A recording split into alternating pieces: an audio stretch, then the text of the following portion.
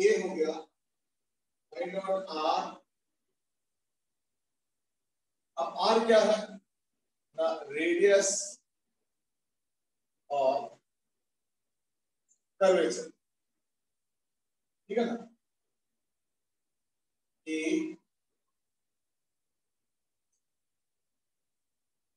Highest point, अब highest point का तो है सबसे आसान, चलो वो तो हो जाएगा। इसके बाद मैं पूछ रहा हूं कि सपोज हाईएस्ट पॉइंट पे ना पूछ के मैं यहां पे कहीं पूछता हूं, जहां पे मान लो एंगल है 5, तो ये प्रोजेक्टाइल थीटा थीटा करते करते करते करते बेंड होते होते मान लो किसी जगह पे एंगल 5 हो, तो वहां पे क्या होगा, दैट पॉइंट P, तो R एट पॉइंट P और C हो गया radius of curvature at any time t। वो कैसे निकालो, तो ये हो गया ऑब्वियसली लास्ट वाला क्वेश्चन जनरलाइज क्वेश्चन हो गया, और लास्ट वाले में कोई वैल्यू नहीं आएगा, बस एक मेथड बता दो कि हम कैसे करेंगे। तो जैसे वैल्यूज होंगे तो उस मेथड में हम लोग वैल्यूज पुट कर लेंगे and we will be able to get the answer, है ना। चलो स्टार्ट करो।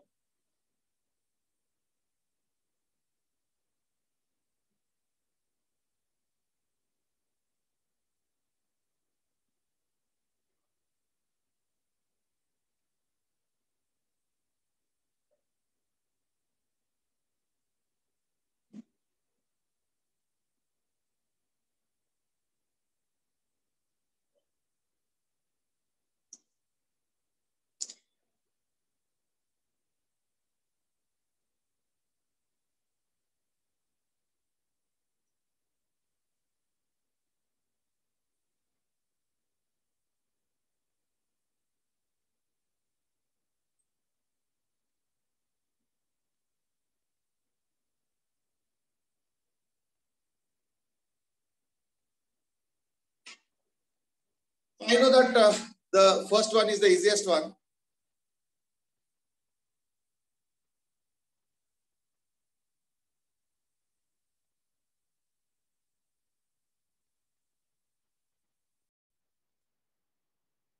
देखो कुछ कुछ तो आंसर आ गए, तीनों के आंसर आ गए, नहीं थर्ड वाले का आंसर थोड़ा गड़बड़ लग रहा है, बट चलो एनीवे देखता हूं मैं। देखो पहली बात तो यहाँ पे क्या होगा, तो यहाँ पे जो एक्सेलरेशन है वो एकदम स्ट्रेट जी हो गया, और हम किस तरह से कैलकुलेट करेंगे ना, v स्क्वायर बाय r होता है equal to acceleration, centimetre acceleration. तो अगर यहाँ पे वेलोसिटी तो क्या होगा, u cos थीटा, है ना, u और थीटा, तो जो हॉरिजॉन्टल वेलोसिटी होगा वो क्या होगा, u cos थीटा। तो इन दैट केस क्या होगा ना, जो रेडियस ऑफ कर्वेचर होगा r, that is equal to u cos theta का होल स्क्वायर बाय r, मतलब जो g होगा सर, तो जो एक्सेलरेशन ऑफ ग्रेविटी है वो हो गया v square by r radial वाला, और हॉरिजॉन्टली तो टेंजेंशियल एक्सेलरेशन तो होगा नहीं इस बार, क्यों, क्योंकि हॉरिजॉन्टली कोई फोर्स नहीं है। तो देखो बड़े आसानी से हो जाएगा, यानी r हो गया q square cos square theta by g, ठीक है ना। आई थिंक यही आंसर शायद पहले वाले का दिया गया, तो इट्स नो इश्यू, हमें ये तो ठीक ही है, ठीक, नो प्रॉब्लम, ठीक है, q square cos square theta by g। और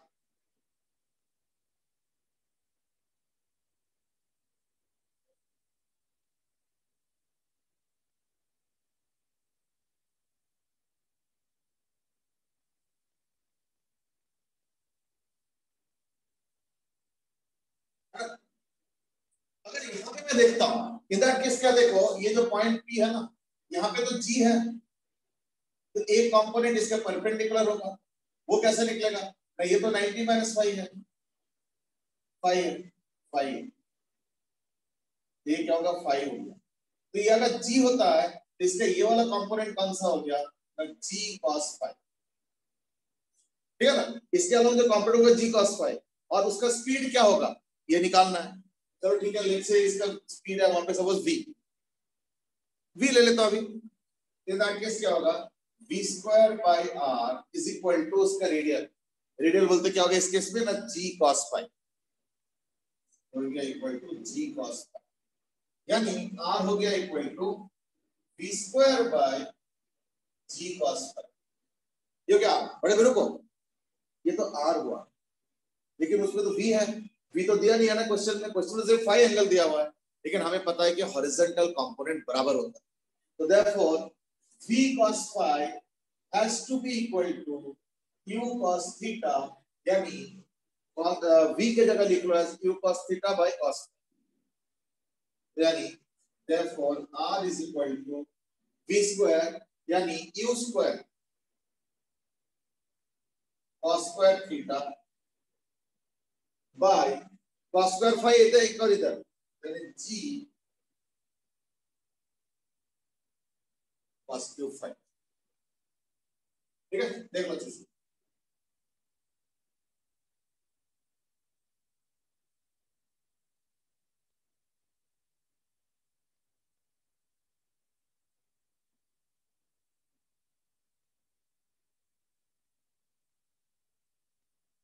u square cos square theta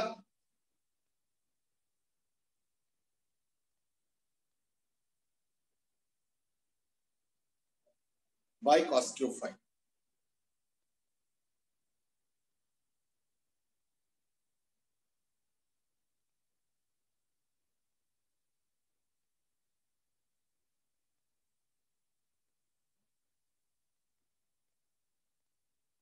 ठीक है ना, आई थिंक शायद ये आंसर दिया तुमने।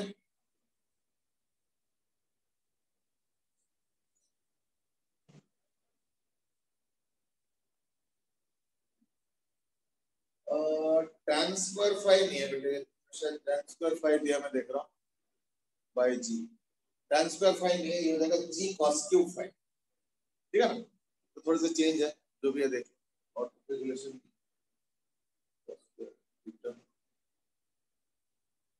चल एनीवे इसको थोड़ा सा देख लेना, यहाँ पे इशू है। अच्छा जो लास्ट वाला है ये थोड़ा सा अलग टाइप का क्वेश्चन, ये थोड़ा लंबा भी है इनका, पता क्या लास्ट वाले में पता क्या होगा, हमें टी टाइम बाद चाहिए, इसमें कई सारी चीजें इन्वॉल्व है, अब बताता हूँ क्या कर। टी टाइम बाद मैं ना एक जनरल एक्सप्रेशन सा बना रहा हूँ, टी टाइम बाद सपोज ये यहाँ पे और इसका वेलोसिटी v है सपोज टी टाइम बाद, जबकि इनिशियली तो u और थीटा था, तो लेटर से टी टाइम बाद उसका वेलोसिटी v है और एंगल है लेट्स से फाई। अब पता क्या होगा, मैं इसी फॉर्मूला को यूज कर लूंगा, u square cos square theta by g cos cube phi. इससे क्या होगा थोड़ा सा देखो अच्छे से, ऋषिता ये पहले के दोनों समझ में आ गया ऋषिता? Yes sir. अच्छा अब देखो क्या हो गया,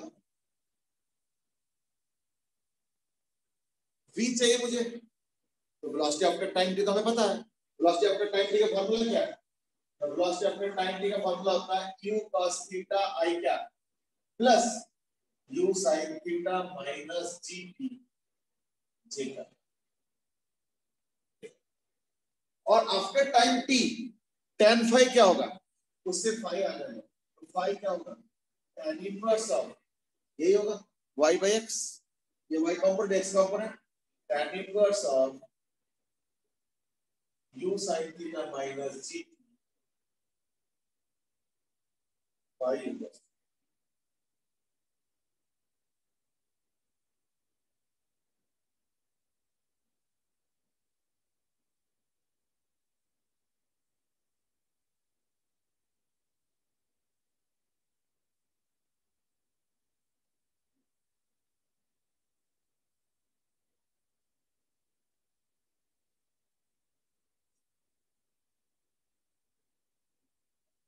ठीक है ना, अब वो जो एक्सप्रेशन मैंने यहाँ पे लिखा था उसमें बस v और फाई चाहिए था, तो फाई पे आ गया और v पे आ गया। एक्चुअली क्या ना देखो इसका जनरलाइज लिखना बड़ा लंबा चौड़ा एक्सप्रेशन हो जाएगा, इसलिए मैं वो नहीं कर रहा हूँ, मैं इतना ही कह रहा हूँ कि हमारे पास एक्सप्रेशन रेडीमेड है, था ना u square cos square theta by g cos cube phi, तो फाई आ गया और v जो है ना हमें चाहिए वो भी आ गया, अब तो कोई दिक्कत नहीं है ना, तो वो भी कर सकते हो। तो choices up to you, tan inverse के फॉर्म में आ गया तो देखो cos भी निकाल सकते हो, मतलब ये क्वेश्चन न्यूमेरिकल होगा तो हम सॉल्व कर लेंगे, जनरलाइज में तो बस एक फॉर्मेटिंग लिख दिया मैंने, तो इसको यूज करके फिर हम जब न्यूमेरिकल वैल्यूज दिया जाएगा तो इसको सॉल्व करेंगे और फाइव वगैरह सब वैल्यूज तो पता ही चल जाएगा और आराम से सॉल्व हो जाएगा, है ना। चलो so that was about your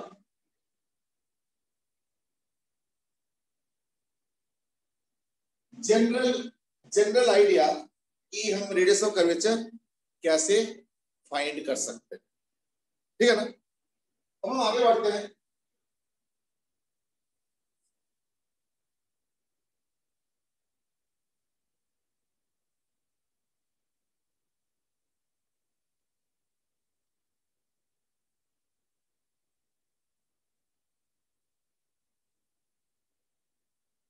अब आते हैं रिलेटिव प्रोजेक्टाइल, ठीक है। सपोज मैं कहता हूं कि एक प्रोजेक्टाइल मैंने थ्रो कर लिया U1 से, एक थ्रो कर लिया U2 से, एक θ1 से, एक θ2 से, और दोनों के बीच में डिस्टेंस है d।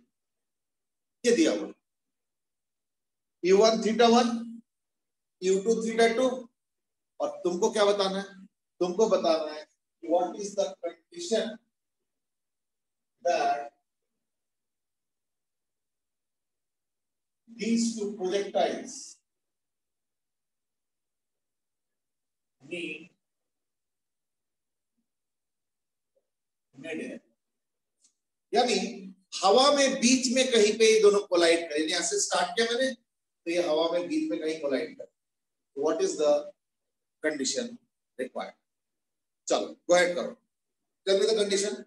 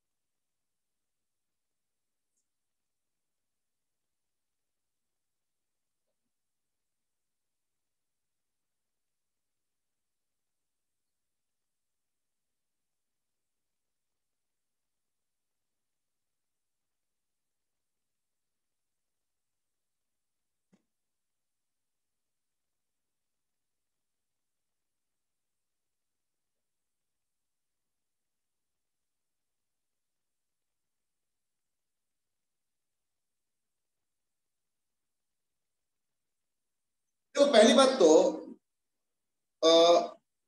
यू नो व्हाट, जिस पॉइंट पे मिलेंगे यानी सेम टाइम पे सेम हाइट पे होना पड़ेगा, क्योंकि अगर मिलना होगा, हाँ बिल्कुल सुशांत, यू आर राइट, कि both should have the same perpendicular component of velocity. मतलब क्या, ना इसका u sin θ1 इसका u2 sin θ2 को बराबर होना चाहिए। क्यों? क्योंकि अगर मिलते हैं यानी सेम टाइम पे सेम हाइट होना पड़ेगा। ऐसे तो नहीं मुलाकात होंगे ना, ये तो सेम टाइम पे अलग अलग हाइट पे, फिर तो एक दूसरे को पार करके चले जाएंगे, मीटिंग नहीं हो पाएगा। मीटिंग के लिए क्या होना चाहिए, दोनों का एक ही टाइम पे एक ही हाइट होनी चाहिए, तब जाके मिलेंगे। और हाइट क्या होता है, u y into t minus half g t square, तो हाफ जी टी स्क्वायर तो दोनों को बराबर है, यानी यू वाई इंटू टी बराबर होना चाहिए, यानी यू वाई और यू टू, एक u one u y into t और एक का यू टू यू मतलब एक का u one y into t और एक का u two y into t बराबर होना चाहिए, यानी दोनों के वर्टिकल कंपोनेंट्स बराबर होना चाहिए। So therefore, first condition is that u1 sin θ1 should be equal to, और इसमें कैच है। कैच क्या है?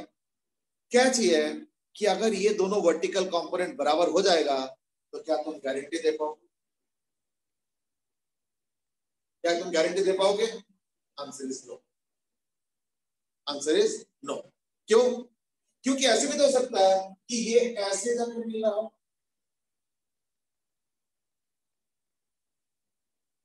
अब रियल लाइफ में तो ये यहाँ पे फिर ऑलरेडी हिट कर गया ग्राउंड को, यानी तो एक चीज और भी होना चाहिए, क्या ना, दोनों का रेंज मिला के, ये इसका रेंज है हॉरिजॉन्टल R1 और ये इसका रेंज है R2, तो R1 R2 छोटे छोटे नहीं हो सकता, R1 R2 छोटे छोटे नहीं हो सकता। R1 R2 को क्या करना पड़ेगा, sum of R1 and R2 must be greater than D। Equal to होगा तो पता क्या होगा, इक्वल टू होगा तो एकदम यहाँ पे कहीं मिल जाएगा, तो क्या हम नहीं चाहते कि क्वेश्चन कह रहा है मिड एयर मिलना चाहिए, यानी हवा में कहीं मिलना चाहिए, तो उसके लिए क्या हो जाएगा, तो दूसरा कंडीशन आ जाएगा R1 plus R2 should be greater than D। Equal to में एग्री नहीं कर रहा हूं, क्योंकि इक्वल टू में क्या होगा, तो बिल्कुल आके ग्राउंड पे मिलेंगे ऐसे, जो कि हम नहीं चाहते, हम नहीं चाहते हैं।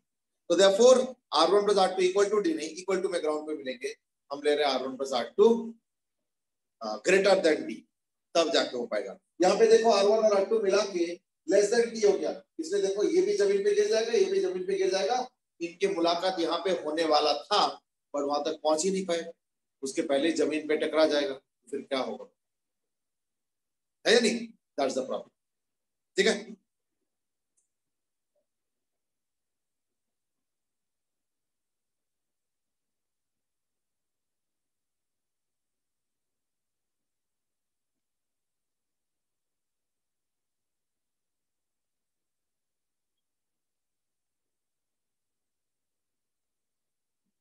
ओके। एक लास्ट क्वेश्चन प्रोजेक्टाइल के ऊपर, और वो है एक इंक्लाइन से अगर दूसरे इंक्लाइन पे होगा तो क्या होगा ना। देखो सपोज मैं कहता हूं,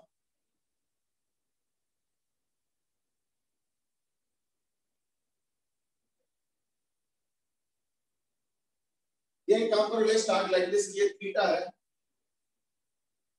ठीक है, इसके यहां h हाइट से, इसके यहां h हाइट से मैंने एक प्रोजेक्टाइल को हॉरिजॉन्टल लिख दी, ठीक है, सच दैट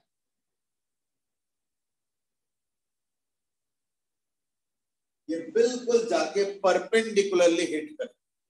याद रखना, मैंने यहां से h हाइट से,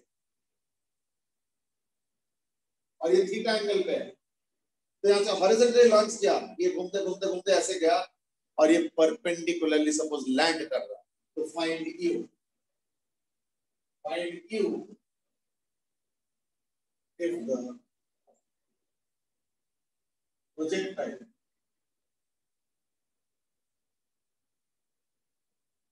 lands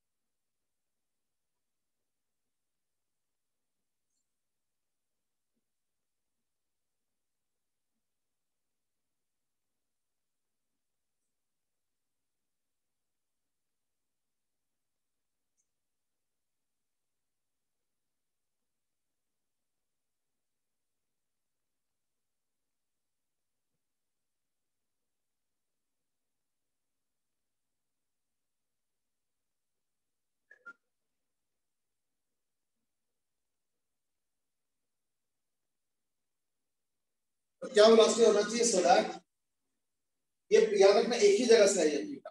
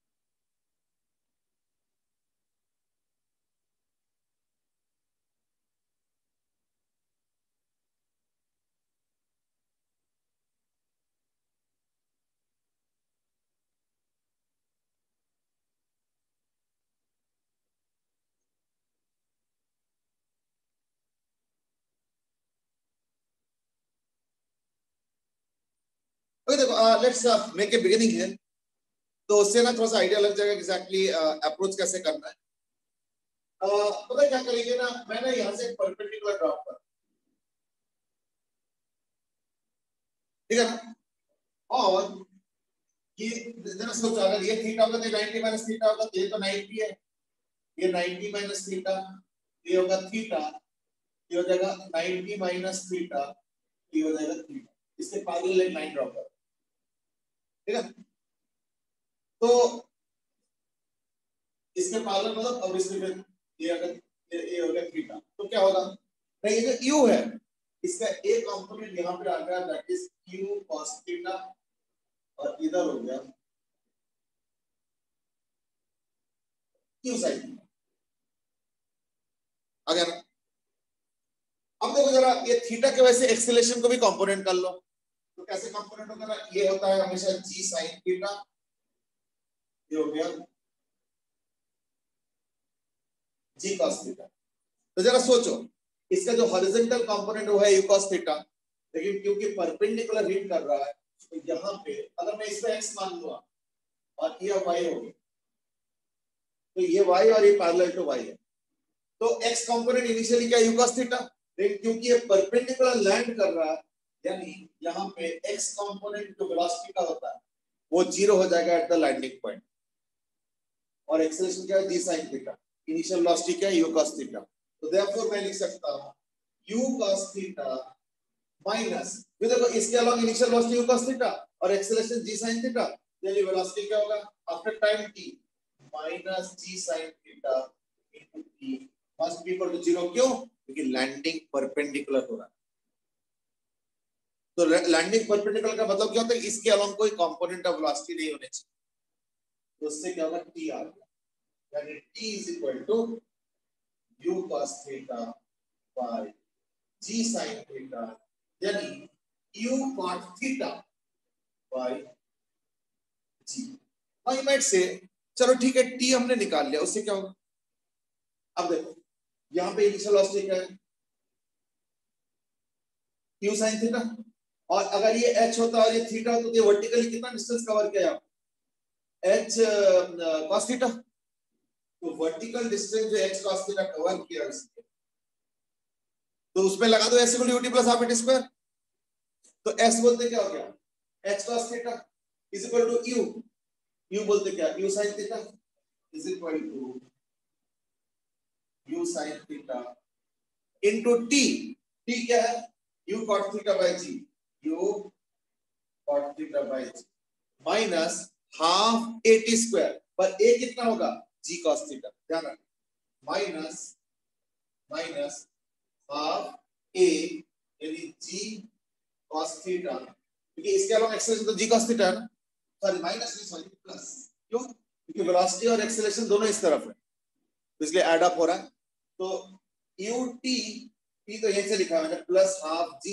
t square, half a t square, तो a बोलते कितना है g cos theta into t square बोलते ये वाला, यानी u cot theta by g का होल स्क्वायर। अब जरा देखो राइट हैंड साइड में u स्क्वायर कॉमन आ जाएगा, है ना, तो is equal to u square अगर कॉमन लेते हो तो आता है sin theta cot square theta by g, actually g भी कॉमन आ जाएगा, यहाँ पे भी g आएगा, यहाँ पे भी जाएगा, और sin theta cot square theta plus cos theta, नहीं sin थीटा cot थीटा, तो sin theta cot theta plus cos theta into cot square theta, तो इसको अगर सिंपलीफाई करना तो sin थीटा cot थीटा तो cos by sin theta cos theta हो गया, cos थीटा कॉमन ले लो, यानी is equal to u square by g into, इसमें देखो sin theta into cos theta by sin theta करके sin थीटा कैंसिल तो cos थीटा है, और ये cos थीटा और भी है तो cos थीटा कॉमन ले लो, into 1 plus cos theta common तो cos स्क्वायर थीटा,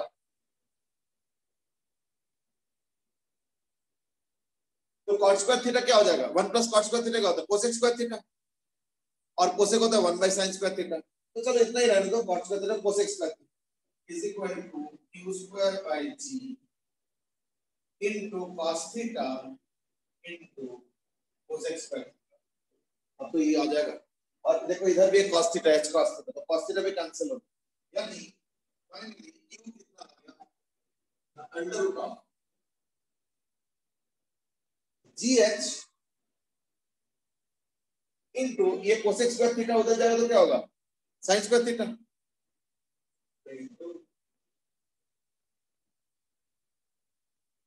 थोड़ा सा ना कैलकुलेशन चेक कर रहा, मैं थोड़ा रैपिड फायर करता गया, but I think you must have understood the method by now कि मैंने एग्जैक्टली क्या किया।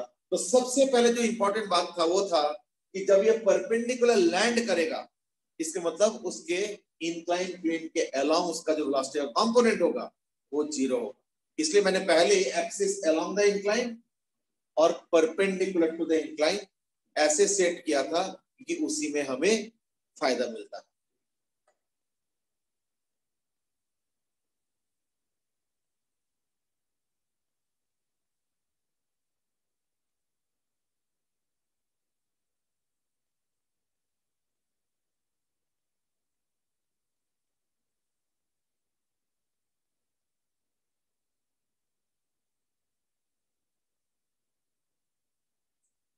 एक और क्वेश्चन मैं होमवर्क पे दे देता हूं, उसको भी सॉल्व कर लेना, ठीक है ना।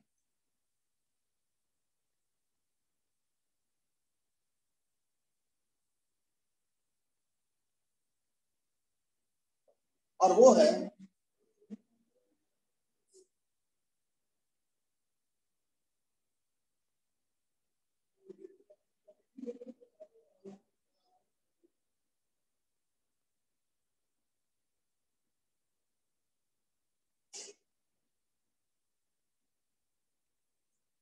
और क्वेश्चन कुछ ऐसे है,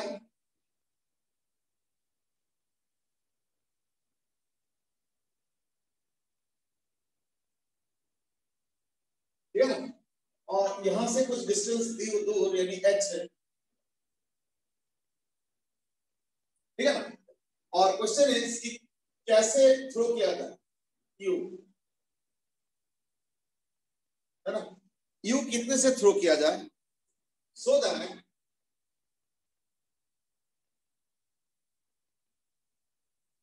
ये है ना वहां पे परपेंडिकुलर जाके लैंड कर।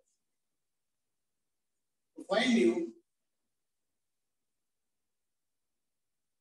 such that projectile lands perpendicular to this incline, ठीक है।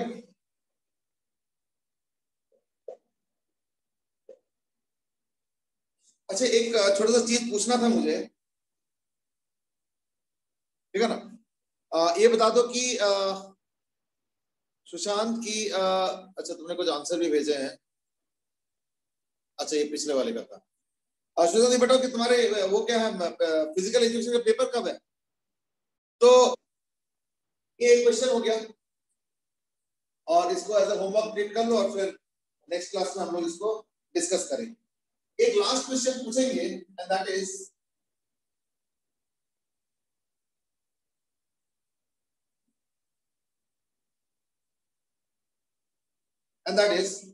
सपोज मैंने क्या किया, एक प्रोजेक्टाइल है,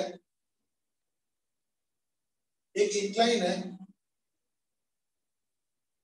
थीटा पे, ठीक है, या फाइव ले लो चलो, और यहां से d डिस्टेंस दूर एक मैंने प्रोजेक्टाइल को q वेलोसिटी से थ्रो किया एट थीटा एंगल, ठीक है, थीटा एंगल पे थ्रो किया, ये फाइव है तो अब इससे फाइव कम है और ये बॉल टाइप का है। Question is find u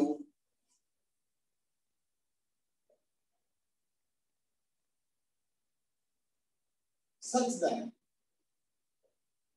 the find maximum such that the stone avoids hitting the inclined plane। तो इसके थोड़े से अप्रोच बता दो मुझे।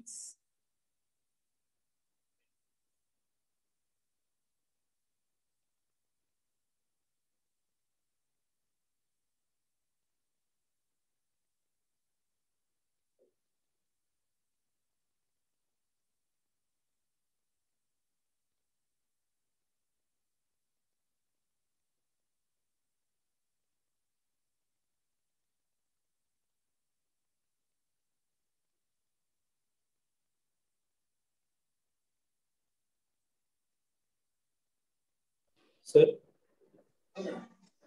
सर ऐसे कर सकते हैं कि जो स्टोन का जो प्रोजेक्टाइल है वो इस इंक्लाइन प्लेन पे टेंजेंट हो जाए, मतलब सर एक ही पॉइंट पे छू के निकल जाए। तो उसके लिए क्या क्राइटेरिया यूज करोगे? सर जो स्टोन है उसकी सर प्रोजेक्टाइल की इक्वेशन लिखेंगे, और सर ये जो इंक्लाइन प्लेन है सर इसकी इक्वेशन लिखेंगे, उन दोनों को सॉल्व करेंगे, और सर मतलब यू की एक वैल्यू निकाल लेंगे जिसमें मतलब वो जस्ट हिट कर रहा है डी जीरो करके, मतलब जो भी क्वाड्रेटिक इक्वेशन। क्या करोगे? डी जीरो करोगे ना? यस सर, मतलब इतना वो मैक्सिमम आ जाएगा। ठीक है, बिल्कुल सही। चलेगा, मतलब एकदम चलेगा। तो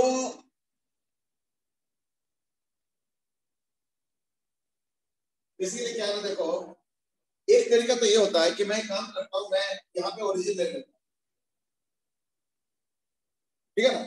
तो अगर ये डी है, ये फाइव है, तो ये हो जाएगा डी टेन फाइव, ये हो जाएगा y intercept d d ten five, ये हो गया डी टेन फाइव। तो इसका इक्वेशन हो जाएगा y is equal to x tan five plus d tan five. और प्रोजेक्टाइल का पाथ इक्वेशन तो है ही है, y is equal to x tan theta minus gx square by 2u square cos theta हो जाएगा। और दोनों को y को मार्च करो तो इन दैट केस x का एक क्वाड्रेटिक इक्वेशन आएगा। और क्वाड्रेटिक इक्वेशन के हिसाब से देखो क्या है कि दो इंटरसेक्शन पॉइंट होना चाहिए, ऐसे और एक ऐसे। पर क्योंकि हम मीटिंग नहीं चाहते हैं, यानी जस्ट टेंजेंशियल, तो हम क्या करेंगे, ये जो क्वाड्रेटिक इक्वेशन आएगा ना, दोनों को मर्ज करके इसके y को इक्वेट करके x का क्वाड्रेटिक इक्वेशन आ जाएगा। तो उस क्वाड्रेटिक इक्वेशन का d जो इक्वल टू 0 कर देंगे, क्योंकि d इज इक्वल टू 0 मतलब कॉमन रूट आ गया, सिंगल रूट आ गया, यानी जस्ट टेंजेंशियल, और उससे u सॉल्व हो जाएगा। चलो ठीक है, दैट्स डेफिनेटली देयर। ये मेथड तो डेफिनेटली चलेगा, ठीक है ना? ये मेथड तो डेफिनेटली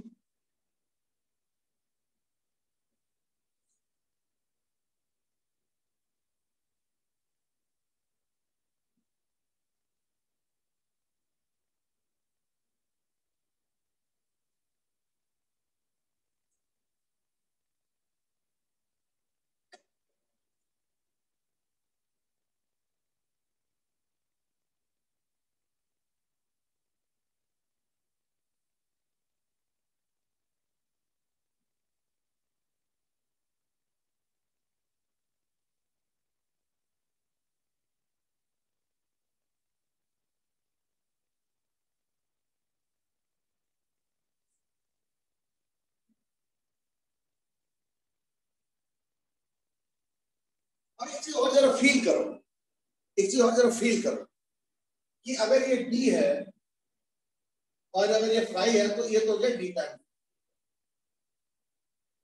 ये तो हो गया d tan फाइव। और एक चीज आप देखो, इसका जो एक्सीलरेशन होगा वो इधर हो गया g sin फाइव, और ये हो गया g cos फाइव। अब जरा सोचो, यहाँ पे जब ये टेंजेंशियल बनेगा, यानी इसका जो वेलोसिटी वेक्टर होगा ये होगा इंक्लाइन के पैरेलल। इंक्लाइन के पैरेलल का मतलब क्या हुआ कि इंक्लाइन के अलोंग जो इसका कंपोनेंट वो जीरो होगा। तो अगर ये थीटा है, मान अगर ये थीटा है, जरा सोचो, ये फाइव है, ये थीटा है, ये 90 डिग्री है, ये 90 माइनस फाइव है, ठीक है ना? तो एक कंपोनेंट ले लो तुम। अच्छा, और एक काम करो, ये तो थीटा है, खैर ये तो फाइव होगा ना, और ये थीटा है, जरा एंगल देखो,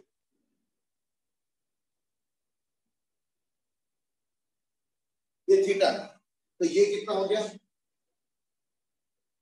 थीटा माइनस फाइव। यानी इसका जो वेलोसिटी u होगा पता नहीं कितना होगा, बट इतना मुझे पता है कि इसका ये कंपोनेंट हो गया u cos theta minus five, u cos theta minus five, और ये कंपोनेंट हो जाएगा u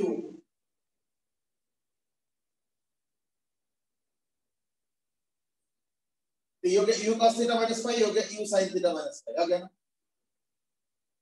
तो यहां पे जाके वेलोसिटी वेक्टर का हॉरिजॉन्टल कंपोनेंट खत्म हो जाता है, तो यानी हॉरिजॉन्टल कंपोनेंट खत्म हो गया, सॉरी वर्टिकल कंपोनेंट खत्म हो जाता है, यानी u sin theta minus five है ना, ये कंपोनेंट है, और इसका एक्सेलरेशन इस तरफ g cos five minus g cos five into t should be equal to 0। इससे क्या होगा, t आ गया, t आ गया u sin theta minus five by g cos five. देखो जब न्यूमेरिकल वैल्यूज गिवन होंगे ना तो हम आराम से टाइम निकाल सकते हैं। किस चीज का टाइम? तो जब ये जस्ट टेंजेंशियल हो जाएगा, मतलब टचिंग मोड में आएंगे, यानी इस इंक्लाइंड प्लेन के बिल्कुल पैरेलल हो जाएगा, यानी इस इंक्लाइंड प्लेन के परपेंडिकुलर कंपोनेंट 0। उतने ही टाइम पे वो इंक्लाइंड के लिए ये वाला डिस्टेंस मूव करेंगे, यानी अब लिखूंगा मैं d tan phi is equal to, देखो इसका वेलोसिटी इस तरफ है लेकिन एक्सेलरेशन इस तरफ है, g cos phi, वो अलग बात है, बट चलो कोई नहीं, d tan phi is equal to क्या है, इसका velocity u sin theta minus phi, u sin theta minus phi into t, तो t में एक्सप्रेशन लिखोगे minus half g cos phi into t square, ये आ जाए। अब देखो क्या है कि इससे भी देखना u स्क्वायर दोनों में आएगा, यहाँ पे भी एक u स्क्वायर आएगा और यहाँ पे भी u स्क्वायर आएगा, तो वो आएगा कॉमन, उससे क्या होगा ना u आ जाएगा। तो क्वाड्रेटिक इक्वेशन अगर अवॉइड करना चाहते हो तो दैट केस ये भी एक तरीका है, इससे क्या ना क्वाड्रेटिक इक्वेशन थोड़ा सा अवॉइड सा हो, ठीक है ना, क्योंकि इसके वेलोसिटी ऐसे करके पैरेलल टू द इंक्लाइंड है, यानी परपेंडिकुलर कंपोनेंट 0, तो परपेंडिकुलर कंपोनेंट ये वाला होता है, उससे टाइम आ गया और उसी टाइम पे ये वर्टिकल यानी टुवर्ड्स द इंक्लाइंड प्लेन कितना मूवमेंट है, perpendicular to the inclined plane, ना ut minus half at square, तो u बोलते हैं u sin theta minus phi है, ये वाला कंपोनेंट, इनटू t तो आ चुका है, माइनस हाफ ये वाला acceleration g cos phi into t square, that should be equal to ये वाला डिस्टेंस यानी d tan phi, ठीक है, देख लो अच्छे से।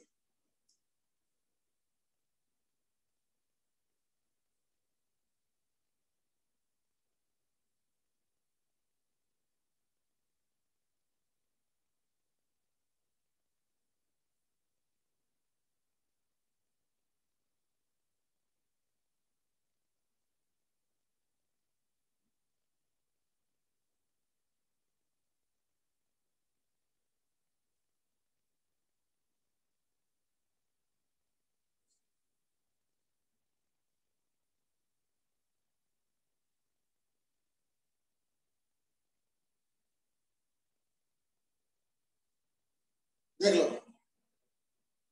ठीक है, चलो अब हम आगे बढ़ते हैं। I think that's about your projectile discussion, मतलब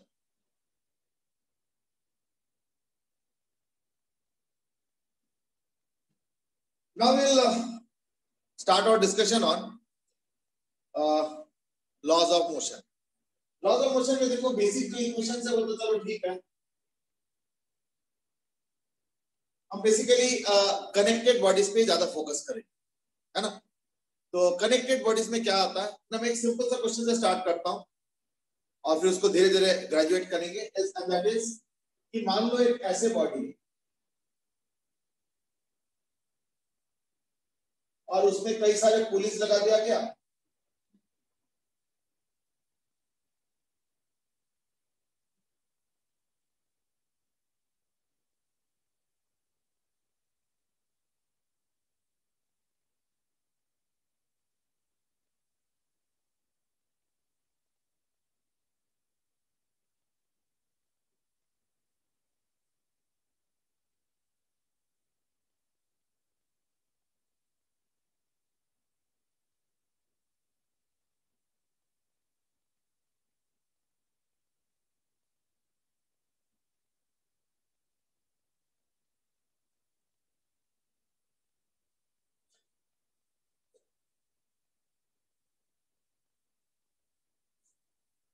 तो 6 kg है और 2 kg है और एक्सेलरेशन का वैल्यू निकालना है, जैसे इसका ये पहला क्वेश्चन है, फिर हम आगे बढ़ते हैं। पहले इसको जब निपटाओ तो ये बताओ कि एक्सेलरेशन का रेशियो कितना होगा, अगर इसका एक्सेलरेशन ए होता तो इसका कितना होगा।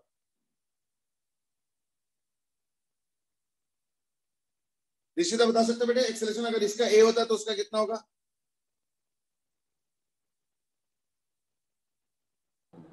So उसका 6 सर 8 8 8 यानी 8:1, बिल्कुल सही। क्योंकि अगर ये ऐसे आगे जाता है, ये अगर यहाँ पे आता है, ये अगर यहाँ पे आता है, ये अगर यहाँ पे आता है, और अगर ये यहाँ पे आता है, ये 1 2 3 4 5 6 7 8, यानी अगर ऊपर वाला ब्लॉक x डिस्टेंस मूव करता है तो 8x लेंथ का स्ट्रिंग खाली हो जाता है, वो इसको नीचे ले जाएगा, यानी इसके इक्वेशन हो जाएगा 2t 2t 2t 2t।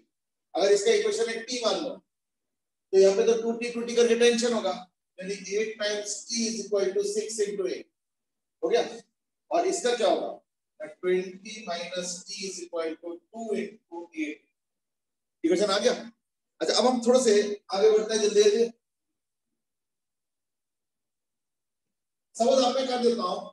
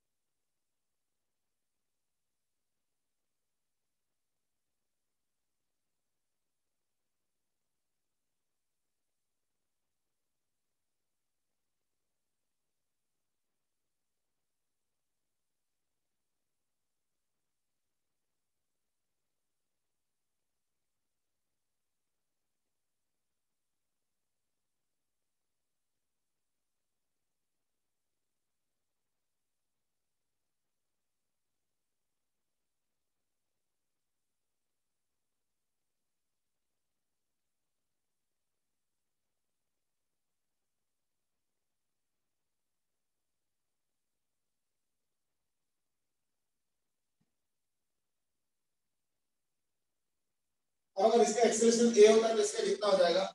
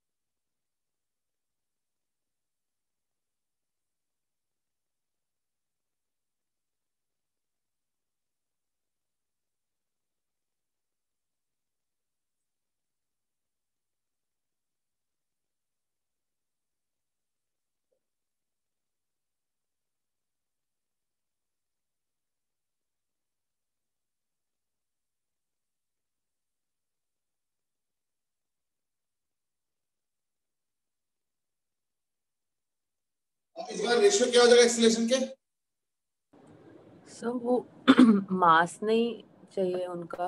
हाँ चलो वो तो हो जाएगा, मतलब 6 kg 2 kg लगा लो, तो 9:5 is what he is saying, what Sushant is saying।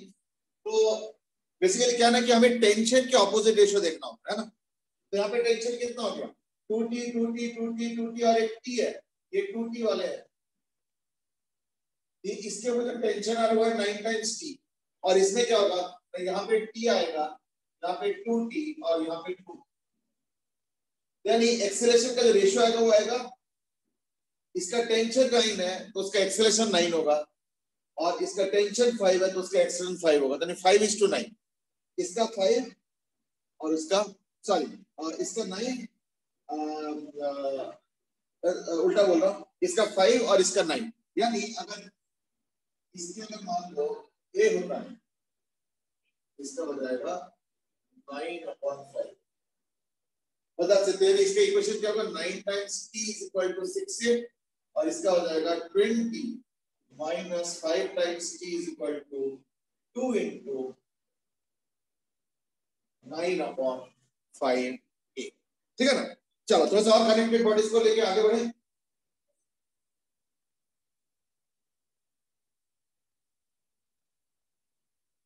Sir sir इसमें जो कॉन्सेप्ट होता है वो यही होता है ना कि वर्क डन बाय टेंशन 0 होता है। वो एक्चुअली क्या ना, टेंशन इसका 9 है into displacement which is proportional to the acceleration, और उधर का टेंशन 5 है, मतलब 5t है इनटू उसका डिस्प्लेसमेंट, तो which is proportional to its acceleration. इसलिए डिस्प्लेसमेंट का रेशियो ऑपोजिट टू टेंशन हो गया, यानी एक्सेलरेशन का रेशियो भी ऑपोजिट टू टेंशन होता है। That's the basic concept. चलो अब हम आगे बढ़ते हैं थोड़ा सा। अब मैं जो दे रहा हूं वो है ये वाला। अब ये देखो जरा इसका,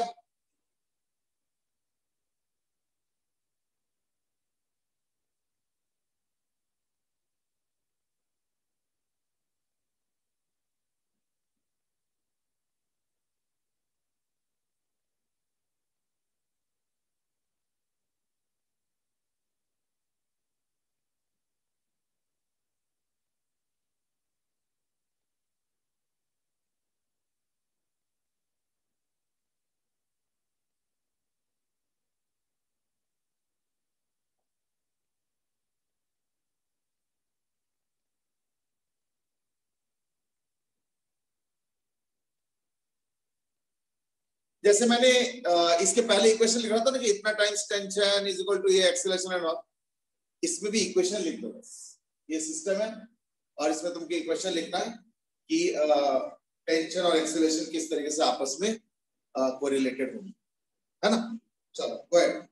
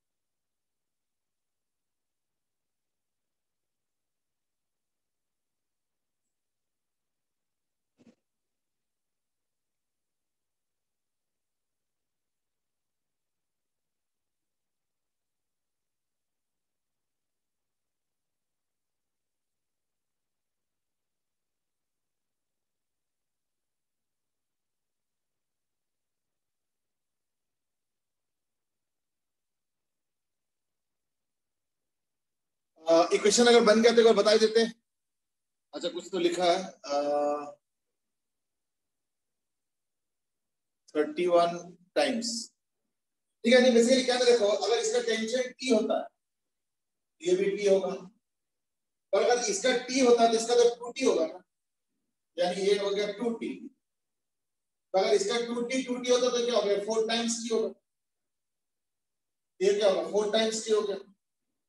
अगर ये 4t और 4t हो तो ये क्या होगा, 8 टाइम्स टी। यहाँ पे भी 8 टाइम्स टी हो गया। अगर 8 और 8 16 होता है, क्या हो जाएगा 16 टाइम्स। यानी अगर इनको ऐड कर दो क्या बन रहा है, t plus 2t plus 4t plus 8t plus 16t, यानी क्या होगा 31t, और ये हो गया 40t। तो मैं मान के चल रहा हूं कि इसका एक्सेलरेशन a है, इसका t है और इसका 31 टाइम्स t है ये वाला। तो अब इससे अगर इसका एक्सेलरेशन a होगा तो इसका एक्सेलरेशन हो जाएगा 31। मैं ये मान के चल रहा हूं ऊपर की तरफ, तो ऊपर की तरफ वो तो क्या होगा 31 टाइम्स t, है ना, minus 40 is equal to 4e इसके ऊपर की तरफ, और इसका क्या हो जाएगा 20 minus t, 20 minus t is equal to 2 into 31। ठीक है ना? So that would be the equation in this case. ठीक है ना? अच्छा अब मैं इसको थोड़ा सा आगे बढ़ाता हूं।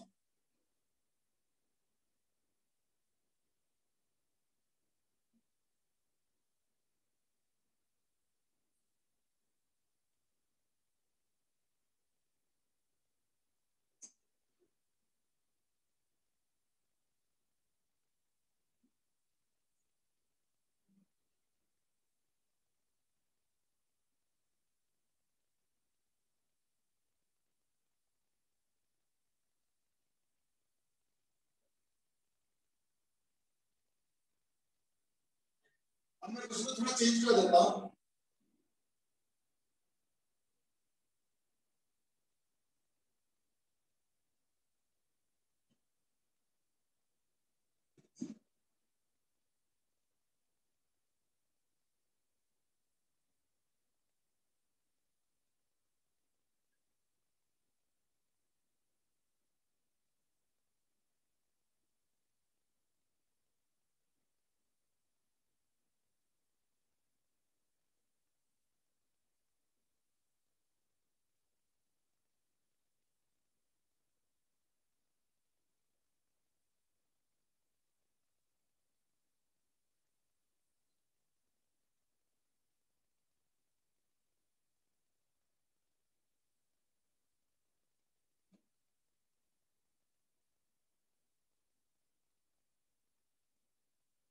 अब ये क्वेश्चन है, अब तुमको इक्वेशन लिखना है, बाकी तो सॉल्व तो कोई भी कर लेगा।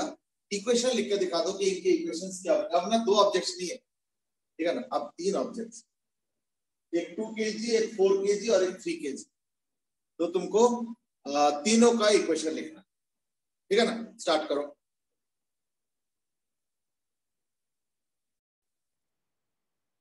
ये थोड़ा सा इस तरह से हम देखेंगे सर कि सपोज इसका एक्सेलरेशन है सपोज a1 या a4 लेट्स, और इसका एक्सेलरेशन ऑब्वियसली इस तरफ होगा, और मान लो a2 है, तो इस वजह से ये नीचे जाएगा एंड a3। तो थोड़ा सा एक चीज सोचना पड़ेगा इस दैट जब ये कुछ एक डिस्टेंस मूव करता है ना, जब ये ऑब्जेक्ट कुछ भी डिस्टेंस मूव करता है ना, उसके 5 टाइम्स स्ट्रिंग रिलीज होता है।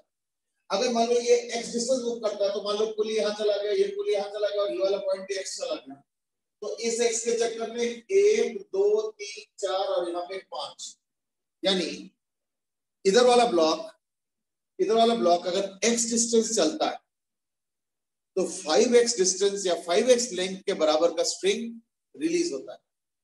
तो मैं उसको 5 टाइम्स एक्सेलरेशन लिख सकता हूँ, 5 टाइम्स